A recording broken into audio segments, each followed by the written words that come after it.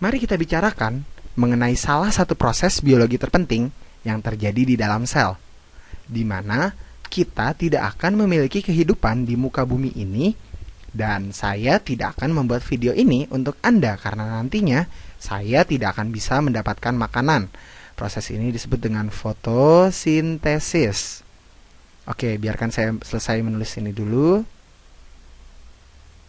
Nah, jadi secara intinya, objek pembicaraan kita kali ini bisa berupa bakteri dan tanaman. Tapi untuk kali ini, agar lebih mudah, saya hanya akan membicarakan soal tanaman. Jadi mungkin saya tulis di sini plants atau tanaman. Oke, seperti yang biasa kita ketahui ya, tanaman akan membutuhkan karbon dioksida atau CO2 ditambah dengan air atau H2O, ditambah juga sejumlah sedikit cahaya matahari atau sunlight, dan kemudian akan menghasilkan karbohidrat. Oke, saya tulis dulu di sini karbohidrat. Ya, karbohidrat ini sejenis gula ya. Jadi bisa disebut sejenis gula. Dan ditambah juga dengan oksigen atau O2. Oke. Nah, karbohidrat ini adalah sumber makanan bagi sel kita untuk membentuk ATP yang kalau Anda ingin tahu lebih dalam mungkin bisa dicek di video respirasi seluler.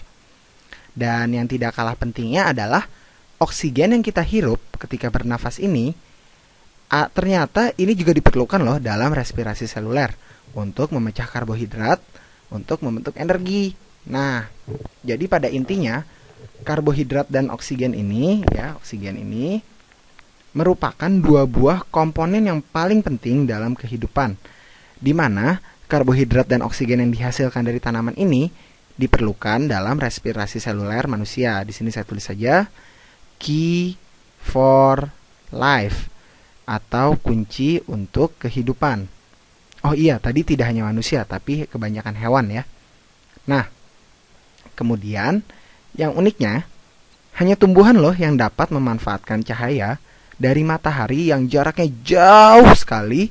Dan sudah begitu juga dalam prosesnya, cahaya matahari ini tersaring banyak hal seperti awan dan mengubahnya menjadi gula atau karbohidrat yang dapat menjadi energi bagi makhluk hidup yang memakannya. Mungkin saya akan memberikan contoh sapi ya di sini. Ya, tapi sebetulnya semua makhluk hidup memerlukan karbohidrat. Jadi istilahnya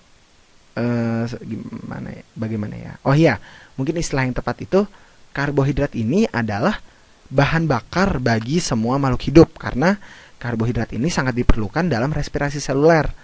Ya, jadi karbohidrat ini adalah bahan bakar penting dalam kehidupan. Atau mungkin mungkin sebaiknya saya tulis saja di sini. Sebentar. Jadi untuk bahan bakar kehidupan itu mungkin ya di sini. Ya, fuel for life. Oke. Bahan bakar untuk kehidupan atau bahan bakar untuk animal atau hewan. Oke. Nah, sebetulnya ya, reaksi fotosintesis ini tidak salah. Tapi sebetulnya reaksi ini adalah reaksi yang terlalu disederhanakan. Karena sebetulnya proses yang terjadi tidak mungkin loh semudah ini. Ya, bagaimana bisa ya sebuah energi dari foton yang berasal dari cahaya matahari dapat berubah menjadi gula karbohidrat. Jadi kita akan coba membahas lebih dalam lagi soal fotosintesis, karena itulah video ini ada. Oke, jadi untuk lebih detailnya saya perlu menulis ulang ya reaksinya. Jadi di sini di sini saya tetap akan menulis karbon dioksida atau sebentar, saya cari warna yang baik. Nah, ini saja. Di sini adalah CO2. Nah, jadi setelah CO2 akan ada H2O dan air, dan di sini perbedaannya kan tadi saya menulis cahaya matahari. Di sini saya tulis adalah foton. Oke. Nah, foton ini adalah digunakan untuk memancing elektron dari klorofil keluar agar dapat mengubah kondisi energi dalam klorofil dari tinggi menjadi rendah. Karena elektron yang keluar akan membuat perubahan energi. Nah, perubahan energi inilah yang digunakan untuk membuat ATP dan itulah yang akhirnya akan membentuk karbohidrat. Nah, tapi secara intinya tiga hal ini merupakan hal penting dalam fotosintesis. Dan kita akan berakhir tentunya ya. Ya, reaksi ini akan berakhir menjadikan karbohidrat. Tapi di sini saya tidak mau menulis karbohidrat, saya akan menulis struktur kimia aslinya, yaitu adalah struktur aslinya adalah CH2O N kali ya. Tapi biasanya sih nilai N ini akan minimal sebesar 3 kali. Tapi untuk gula karbohidrat ini, bagaimana kalau mulai sekarang saya sebut glukosa saja agar lebih umum ya. Jadi lebih umum dia disebut dengan glukosa. Ia memiliki nilai N-nya sebesar 6 kali. Dan inilah struktur umum dari glukosa. Tapi sebenarnya kita tidak membahas itu ya di sini. Nah, kemudian setelah glukosa ini kita akan juga dihasilkan ya, oksigen atau O2. Oke. Nah, ini jadi berbeda sekali kan ya dengan apa yang kita lihat di awal dan beda juga dengan apa yang biasa kita ketahui tentang fotosintesis. Nah, kemudian kita juga punya persamaan kimia jadi harus disamakan. Di sini saya tulis N karena di sini juga ada N. Nah, kemudian untuk menyamakan karena di situ di sini saya samakan juga dengan N. Nah, percaya tidak? Ini sudah sama. Koefisien di kiri dan di kanan, kalau coba Anda masukkan nilai N-nya, ini akan menjadi persamaan yang sama dan setimbang. Kalau tidak percaya, coba saja Anda buktikan sendiri ya. Hehe. Nah, tapi proses ini sendiri, sebentar. Proses yang sudah saya tulis ini, ya N-nya juga sudah setimbang. Oke, jadi COH-nya sudah setimbang. Nah, tapi proses ini sendiri ya, bukanlah proses yang sesungguhnya, karena ini hanyalah reaksi kimiawi secara sederhananya. Oke, jadi lebih baik kita lanjutkan saja ya, karena ini bukan pelajaran kimia. Nah, kemudian di sini kita akan membahas mengenai jenis-jenis reaksi fotosintesis. Di mana akan ada dua jenis dari fotosintesis. Yang pertama adalah reaksi terang dan yang kedua adalah reaksi gelap. Oke, sebentar, saya tulis juga dulu saja di sini ya. Di sini ada fotosintesis, di mana reaksi yang pertama reaksi pertama itu adalah reaksi terang atau reaksi yang tergantung terhadap cahaya. Ya, ini adalah light reaction. Oke. Light reaction ini atau bisa juga disebut reaksi yang tergantung terhadap cahaya, light dependent.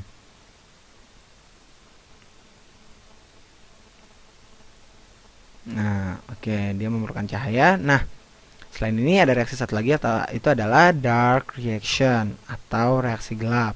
Tapi ini dia yang sering membuat salah persepsi. Jadi tidak seperti namanya ya.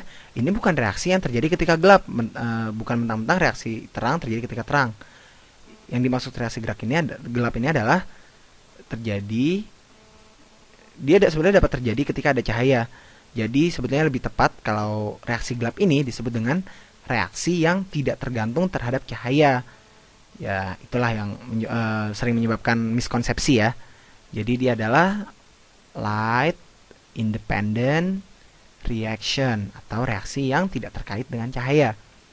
Nah, jadi ya ini adalah reaksi yang tidak tergantung terhadap cahaya. Oke. Jadi ingat, reaksi gelap adalah reaksi yang tidak tergantung cahaya dan bisa terjadi ketika ada cahaya. Oke, nah kemudian untuk memperjelas, reaksi terang ini akan memerlukan foton. Ya, reaksi terang akan memerlukan foton dari cahaya matahari, sedangkan reaksi gelap tidak memerlukan foton dari cahaya matahari. Tapi reaksi gelap memerlukan hasil dari reaksi terang untuk terjadinya reaksi gelap ini. Jadi sebenarnya reaksi gelap ini bisa terjadi ketika tidak ada cahaya matahari, asalkan masih ada produk dari reaksi terang. Oke, untuk lebih memperjelas ya. Jadi reaksi terang ini memerlukan foton dari cahaya matahari. Oke, anggaplah ini foton sedang menyerang.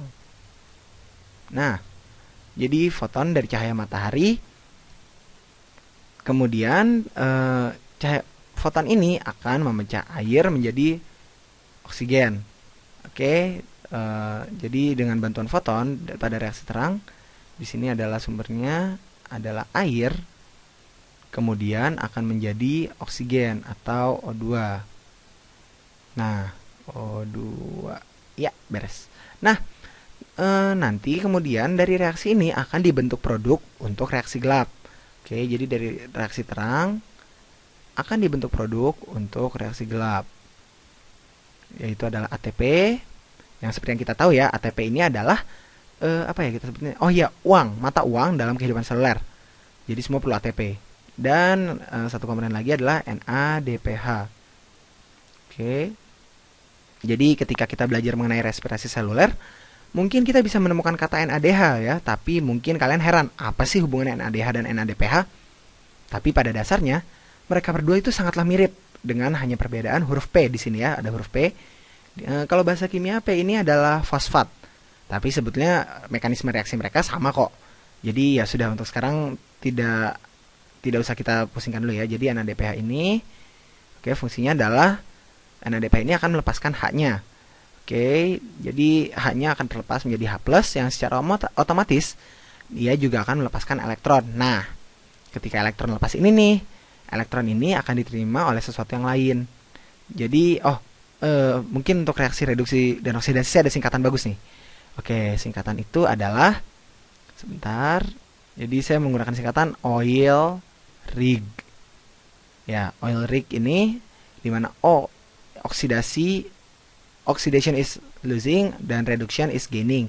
Atau oksidasi itu adalah kehilangan dan reduksi itu adalah mendapatkan. Apa sih sebetulnya yang hilang dan didapatkan? Ya itu tadi, elektron. Jadi pada NADPH ini ketika H+-nya lepas, jadi otomatis kemampuan NADPH untuk mengikat elektron akan hilang karena H+ yang bisa mengikat elektron ini lepas. Jadi NADPH akan mengalami oksidasi dan menjadi reduktor. Dia menjadi reduktor karena dia mengalami oksidasi. Karena oksidasi dan reduksi pasti terjadi secara berkesinambungan.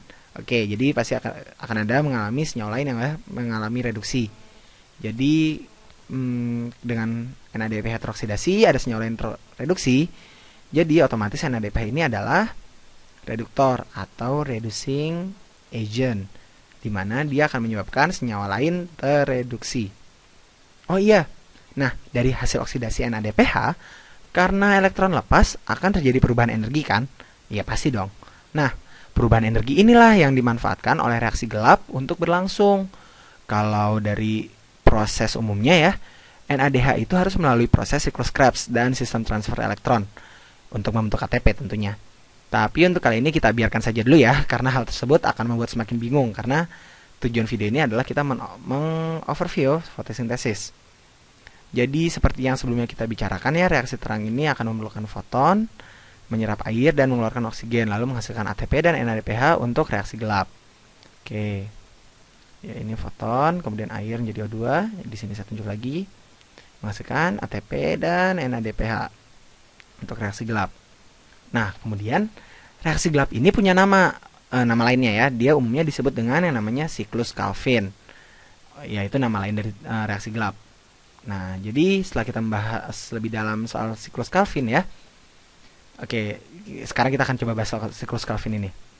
Jadi di siklus Calvin ini ATP dan NADPH dari siklus terang akan digunakan untuk membentuk suatu bentuk peralihan sebelum glukosa. Jadi di sini hasil dari siklus terang digunakan untuk membentuk bentuk peralihan itu adalah PGAL.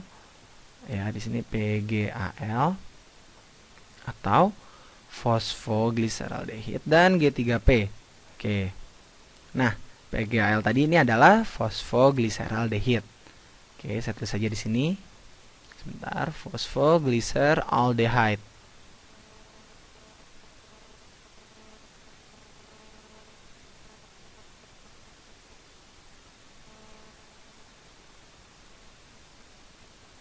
Nah, sementara untuk G3P ini adalah gliseraldehid 3 fosfat. Ya, sebentar saya selesaikan tulisannya dulu.